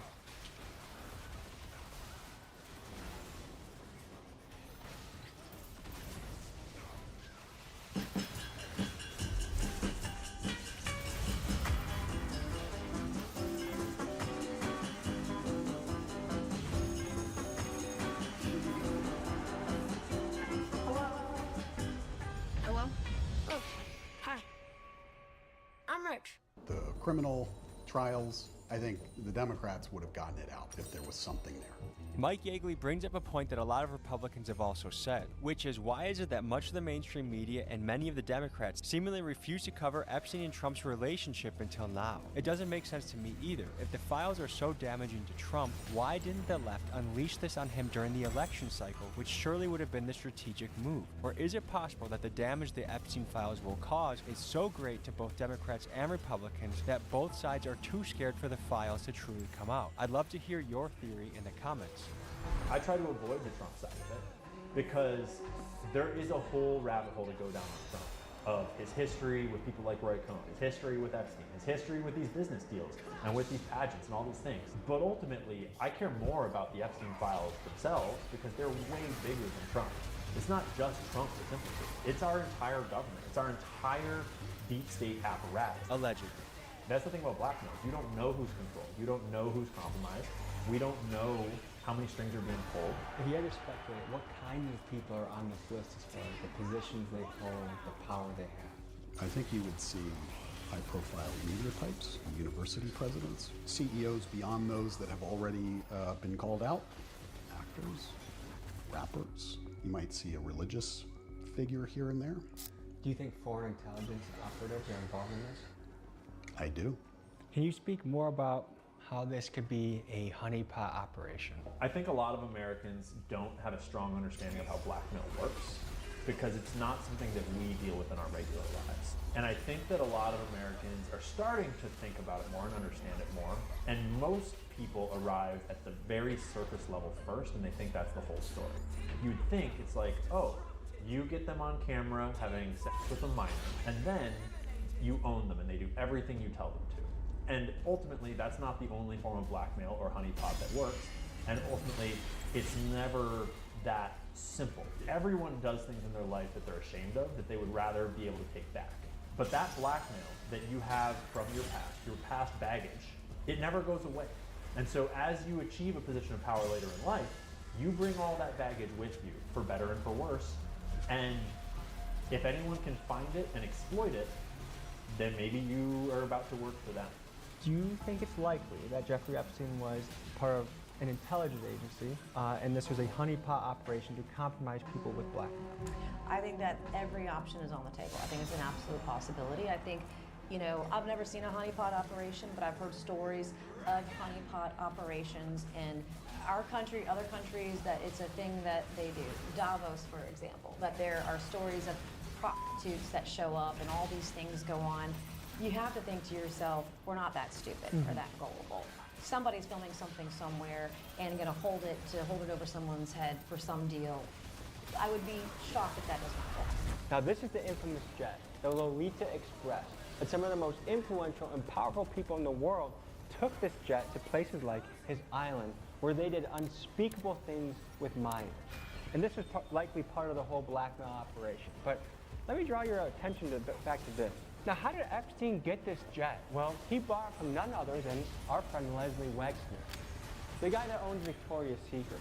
And not only did he buy the jet from him, but he also happened to be this billionaire's financial advisor, even though Jeffrey Epstein got fired from Wall Street. What qualifications did Epstein have to advise billionaires on their financial assets? I don't know. It doesn't make sense. Who is Leslie Wexner? Leslie Wexner is one of the wealthiest and most powerful Jewish Zionist philanthropists and business owners in the world. He's a multi-billionaire. He lives in Ohio. He's from Ohio. And he founded L Brands, which is best known for Victoria's Secret. It's also Bath & Body Works. It's also Hollister, Abercrombie & Fitch. It's a whole bunch of these brands. Leslie Wexner had Jeffrey Epstein managing basically his whole estate for over a decade. He later claimed that Jeffrey stole money from him and that he didn't know anything about what Jeffrey Epstein was up to because it's plausibly deniable because he had signed over power of attorney. So Jeffrey Epstein could have done anything and he would never have known. So it's awfully coincidental.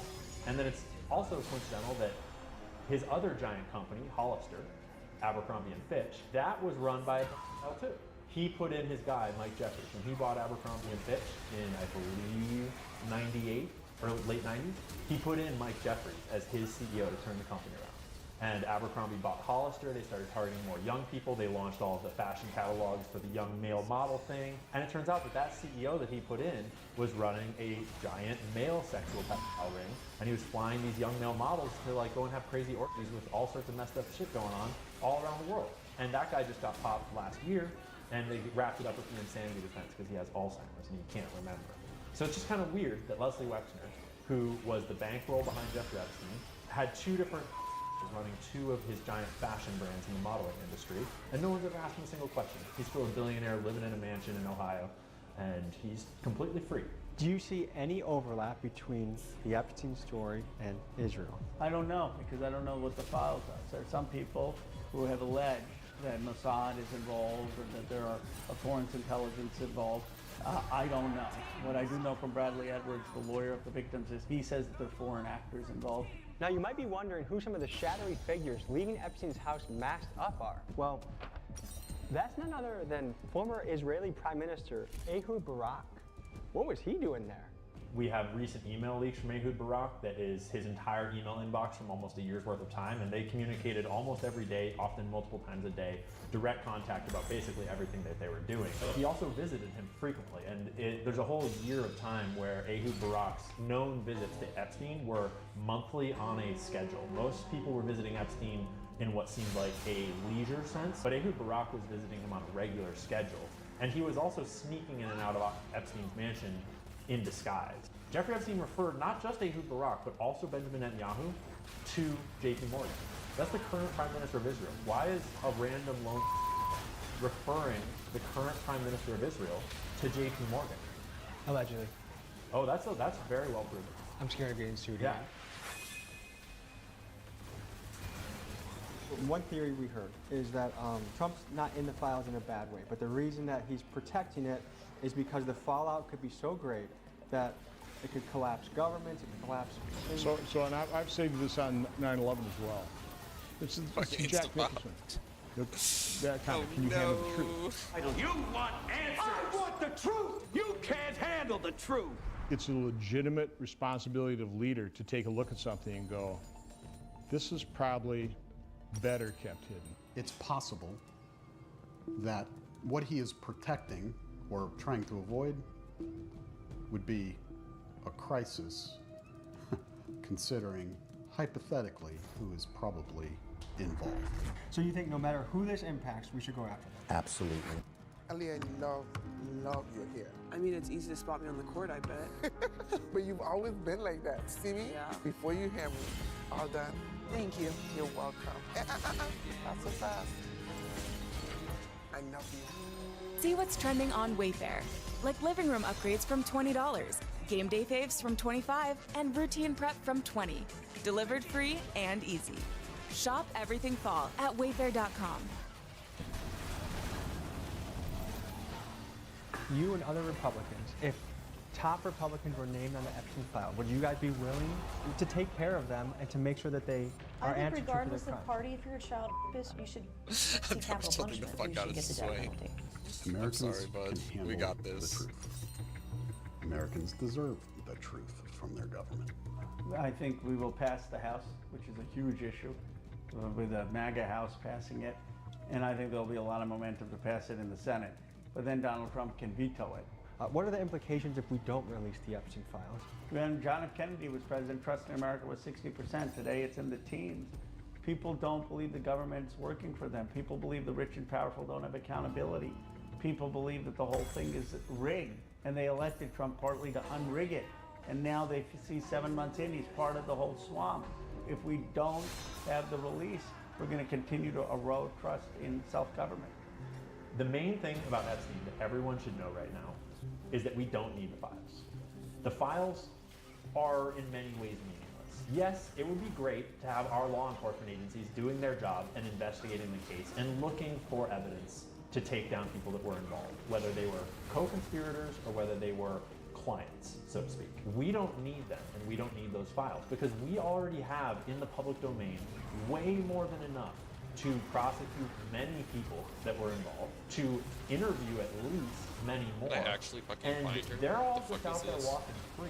Folks, one of the coolest things about being an American is by questioning the narrative, questioning our government, demanding truth, and not being afraid to speak out about anything. Part of American history, if you go all the way back to the Boston Tea Party, is questioning a government that we view to be tyrannical. And this government has decades of lying under its belt, both Republican and Democrat. They owe it to us. We are the ones that foot the bill. We are the ones that can't afford health care, housing, food on the table, while these people are protecting a billionaire sex trafficking pedophile ring. So folks, I say to you, read as many books as you can. Get in the gym and get in fighting shape. Get ready to rumble, because if shit needs to hit the fan, you better be ready.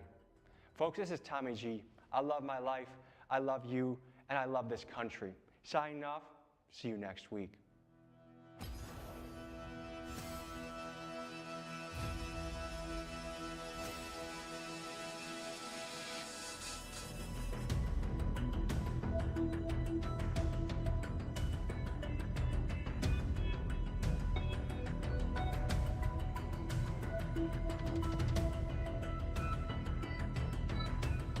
I actually cannot believe the podcast that I just watched. Who remembers Ned from the Try Guys, huh? Any Ned enthusiasts? Ned Fulmer, yeah, Fulmer family, Ned Fulmer guys, where we at, huh? Well, I'm sure you recall in 2022, there was the huge scandal that went public about how he'd actually been cheating on his wife for quite a while with their producer at the Try Guys. It was a huge deal. Of course, led to the dissolving of their marriage. It basically kicked Ned off of the public sphere, and he has remained in the back rooms for the last 3 years. He has just crawled his way out of the shadow realm and surfaced with a podcast called Rock Bottom with Ned Fulmer. His first guest, his ex-wife, so he could talk directly to her about all of the cheating. It's like podcast therapy or some shit, and it actually makes me think podcasting should straight up be illegal or have like some kind of like rigorous vetting protocol in place where you need like a license to own podcasting equipment. This is fucking agonizing.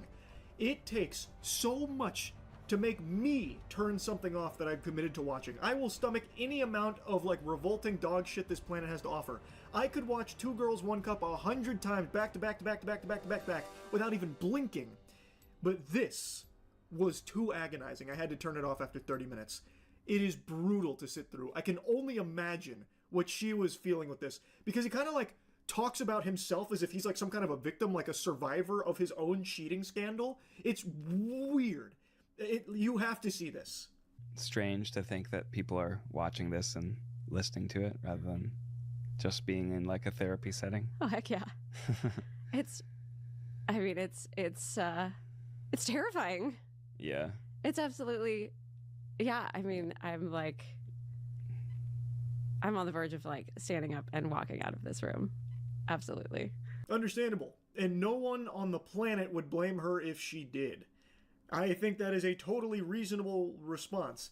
It is still so baffling to me that this even got made in the first place, to be honest. Now, Ned did give like a pre-game speech here, but I just wanted to show you that he did actually sit down with his ex-wife and have an hour-long discussion with her about him cheating and him like prodding her, poking her like, and how did you feel about that? Yeah? Wasn't good, was it? Thought not. It's so fucking weird. Hi, I'm Ned Fulmer. 3 years ago, I cheated on my wife with my producer. It became a massive public scandal that caused a lot of pain to a lot of people. I know that I represented myself as a kind of wife guy who talked about his relationship and put that out there for public consumption. Big wife guy. Ned Fulmer used to be synonymous with wife guy, I think. I don't know. I was never the biggest consumer of Try Guy's content, but from what I understand, that was like a core part of his identity, like his whole personality revolving around like being the wife guy. So of course that made everything even worse for him, even though it was already extremely bad. Now, this has been pointed out by a lot of people, and I don't know if this is how he's always been, if he's just this kind of quirky, zany guy who likes vocal fry, but a lot of people mentioned, and it's very clear, he is putting on, like, an extra dollop of vocal fry. It is brutal to listen to. It sounds like out of a cartoon when a character is mocking somebody else. Yeah, I may have presented myself as a wife guy. It's so... like nails on a chalkboard. And you, as a viewer, I know that I broke your trust. One step is to publicly witness the pain of my partner, Ariel. Dad is a legend. Who can we thank for that? Let Ancestry help you piece together your story with a family history membership and detailed DNA results. Start today at Ancestry.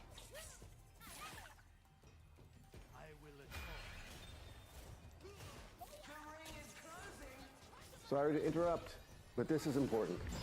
The shooter who murdered my sweet little Daniel brought a highly lethal weapon with him to my son's first grade classroom at Sandy Hook Elementary. In approximately 4 minutes, he shot 154 bullets, killing 20 children and 6 educators. Now, Congress is working on solutions to prevent school shootings. The kind of legislation that might have saved my sweet son Daniel from being murdered. We need your voice with us to help us ramp up the pressure on Congress and keep... This is a conversation with Ariel in this video. It's painful at times. It's honest, vulnerable, brutal. But why? Why do you want to broadcast you publicly witnessing the pain you have caused your ex-wife? Why wouldn't this just be a conversation had with like a professional or just between you two behind closed doors? Why do we need to be invited into this? This is him just making like a public spectacle and trying to like get back into the internet zone. So he drags his ex-wife in here to try and like reopen the wounds here publicly so that way he can paint it as him like taking the accountability, this public flogging that he's going to give himself, listening to all the pain and suffering he's caused her. And the whole podcast is him kind of like prodding like, and how did my cheating make you feel? Did it make you feel bad? Yeah, I bet it did. Yeah. No, it sounds, I know it made you feel bad. Yeah, no, it sounds about right. It made you feel bad, right? All while he's filming it to try and milk this devastating event that she's gone through for his own personal views and his own attempt at a comeback. That's how it seems. The catchphrase, I believe, for his podcast, which you can find on his About section, sometimes the only way out is through one podcast at a time. That is the slimiest shit. Oh my god. As disappointed as we were that something so private and painful became such a public spectacle, I get why people were so outraged, and I understand that that is the reason that she can't move forward with any sort of public thing without addressing this. So this is that. This is. I'm gonna have to call Dirty Barnacles on that right there. I don't buy that reasoning at all. He is literally launching a podcast off the back of his ex-wife being the first guest in it. And he's trying to paint it like he's doing this so that way she can move on because all this went public and, you know, it's taken such a huge toll and she wouldn't be able to do public things because this would get brought up from the past, so this is how we're both going to heal and move forward. Like, I completely understand that for her in particular, her having any other, like, public-facing job or something, this would be brought up. I get that, and that is very difficult, no doubt. But this does not seem like Ned Fulmer just trying to do something to help her not have to deal with something like that. I feel like this is a necessary thing. Yeah, we've kind of been just keeping our lives very private for the last 3 years. We have. Just almost hiding from the world. We've been hiding. We've been hiding from the world. And I'm not gonna lie, it's been kind of great.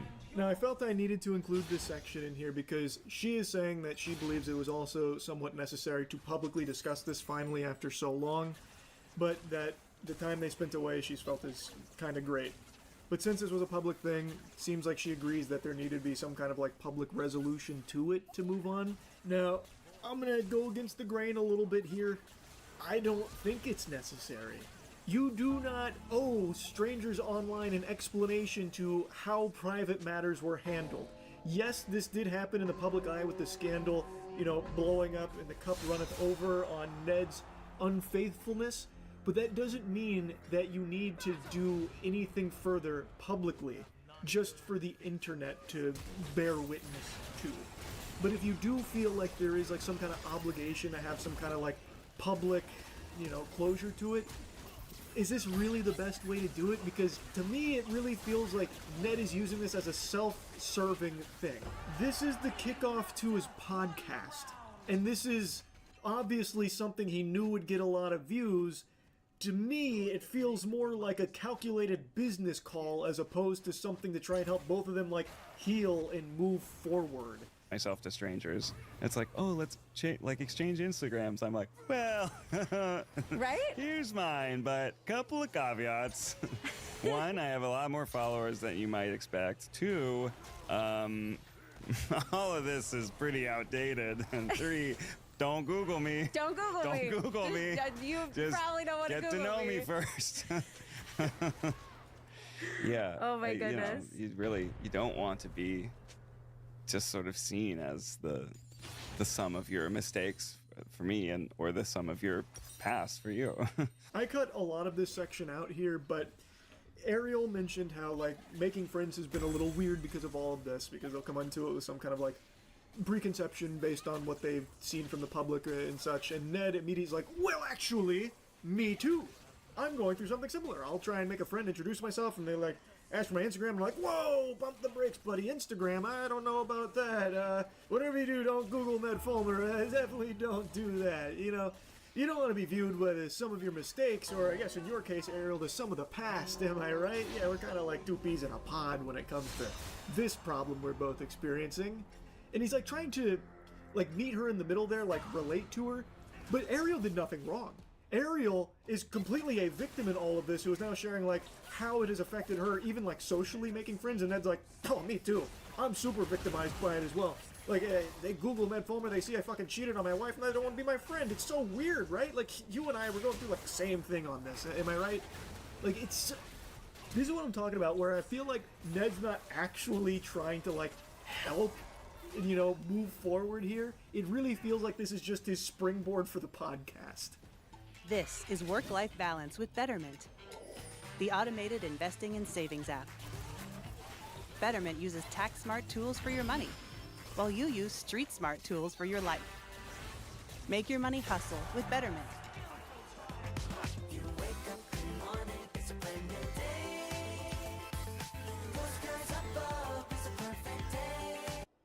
We are still friends. We have children together. We go on trips together. Right. Like, you know, there's a spectrum of being together, not together. Right. Like there's ways in which we're together, but it's like the way that everyone wants to know, like, are you guys still like an item? Are you guys still a couple? Like, no. We really haven't been at all this last 3 years. No, we haven't. So I've been saying ex-wife this whole time, but now that I'm rewatching this section, that's not the case. Apparently they are still technically married, but they are separated. They are not, like, dating. They're not a couple anymore, but they're not divorced either. And I think that might have been covered later in the podcast, but like I said, I could not stomach this whole thing. It's actual misery. It is literally like this miasma of, like sadness. So I didn't finish the episode where that might have been addressed, but this whole time I've been saying ex-wife. That, I guess, is not the case. What is for sure, though, is that they are not together, and she has not forgiven Ned for what he's done. People ask me, like, do you forgive Ned for what he did? And, I mean, the answer is no. Absolutely not. How can you forgive somebody for, like, for lying to you, for cheating on you? No. Fuck no.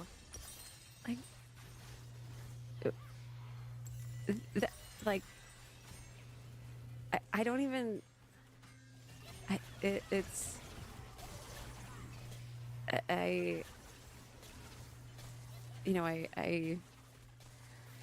sorry, I saw red for a minute. It's like, no, the answer is no.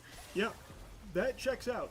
You should not forgive somebody that has done what Ned Fulmer has done to you. Absolutely not. And I'm really happy to see her just come down with the iron fist like, fuck no. Absolutely not. And Ned just sits there, hitting one of these. It's hard to hear you saying, like, fuck no, I don't forgive you. Of course I get it. I mean, you're still, as much progress as we've had, you're still very angry. Yeah, of course I'm angry. You know, we're talking about, like, this is where I started getting like a little wiggle worm-esque, where I was like kind of squirming in my seat a little bit, because now it's getting much more into the meat and potatoes of like the cheating itself, which Ned is spearheading the conversation of.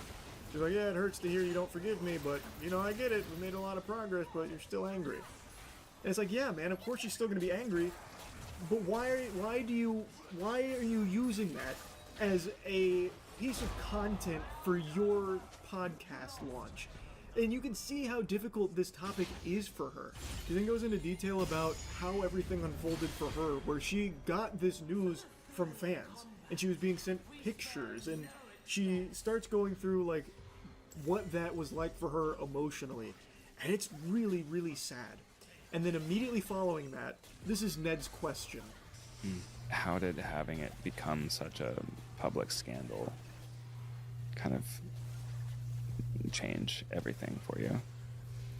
Did it make it worse? Did it make it easier? Did it just sort of make it surreal? it was so many different things. His questions suck shit through a crazy straw. These questions are fucking terrible, man. Brother, what? Did it go in public? You know, I was cheating on you for a long time, and then everyone found out. They were the ones that told you, by the way, not me. Did that make it, like, easier for you, you think?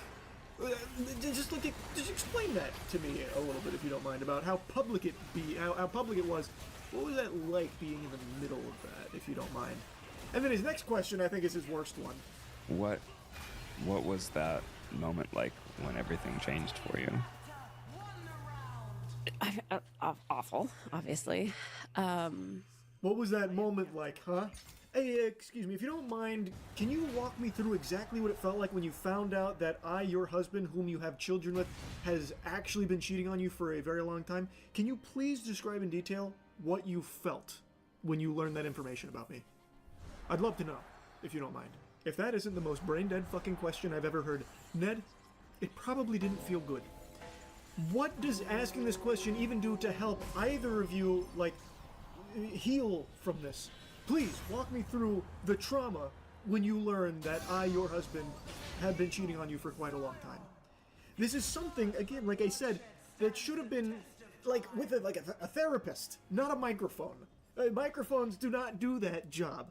And I'm assuming over the last 3 years, and based on the conversation, they have talked, in detail with each other and with others about this.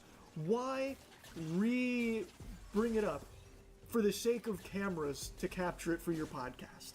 That's why I'm saying this feels like it is all truly self-serving for Ned to try and, regain some kind of audience online.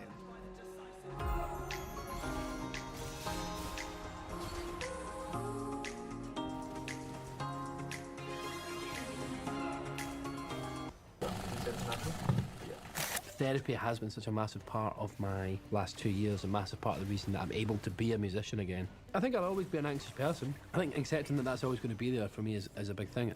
It's about how I respond to anxiety and how I respond to a lot of stuff in my life is how I show up for myself. I have neglected to look after myself in the past, both mentally and physically, and I have made promises to myself that I haven't kept. I always talk to my therapist about steadying my platform that's within. I know there's going to be peaks and troughs, but I think just remaining steady and sort of happy is like a nice... Balanced. Yeah, balanced, yeah. Good one.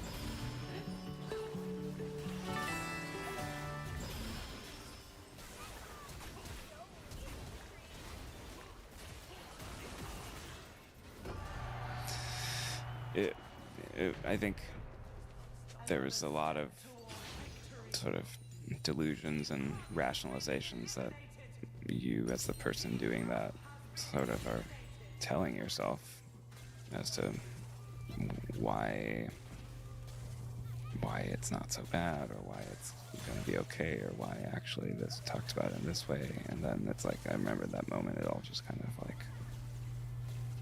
fell down where This one I'm going to take a little pause break for like a little halftime show moment here, because he's about to get into the most painful part, and this is when I turned it off. And what I want to make a mention of here is, for some reason, Ned is the one at the helm here. He's in the driver's seat and is basically, and this is something I saw like August the Duck point out as well, he is mainly talking about like moments as opposed to like talking about how much he himself fucked up. He is entirely to blame for this, yet he is the one that gets to steer the conversation and talk kind of broadly about it and focus on like, this moment, what did you feel in that moment? As opposed to like letting her talk about it and letting her kind of dictate where the conversation goes and the questions and that kind of thing. It is so odd, and it does feel unfair that Ned is the one that is spearheading all of it.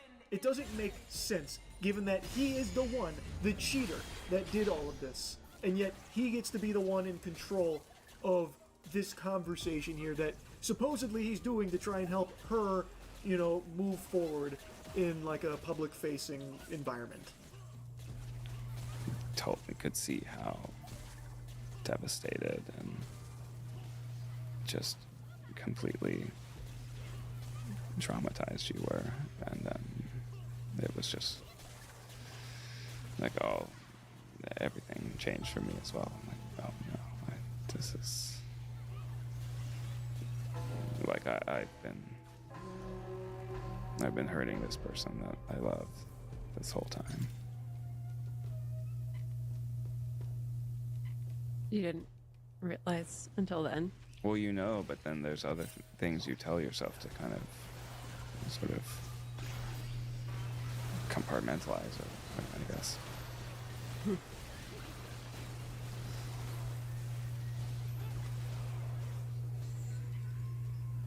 Interesting. Oh, wow. Like I said, it is a tough watch. And like I said, I guess. So quiet. Interesting. Oh, wow. Like I said, it is a tough watch. And like I said, Ned really does feel like he talks about like these like excuses and how he's like compartmentalizing and like, you know, lying to himself, deluding himself, that kind of thing. Like it almost feels like he's giving himself these like little weaselly ways in which that, you know, like he calls it a scandal, where she says directly, your affair. is another thing. Like, he talks about it as a scandal, as opposed to, like, how badly he himself fucked up making this decision consciously. And now he's talking about, like, yeah, no, it was, like, never realized, you know, with all the ways I was, like, lying to myself, that I was actually, like, hurting the person that I love. And she calls that out, saying, like, you didn't realize that? You didn't realize at any point that, you know, maybe what you were doing would be, like, really hurtful and, like, really devastating? Like, no. I just, yeah, with the way you, compartmentalize, you know, and, yeah. Like, it's brutal. It is absolutely brutal to sit through. It's sort of you know, it's like a addictive cycle, kind of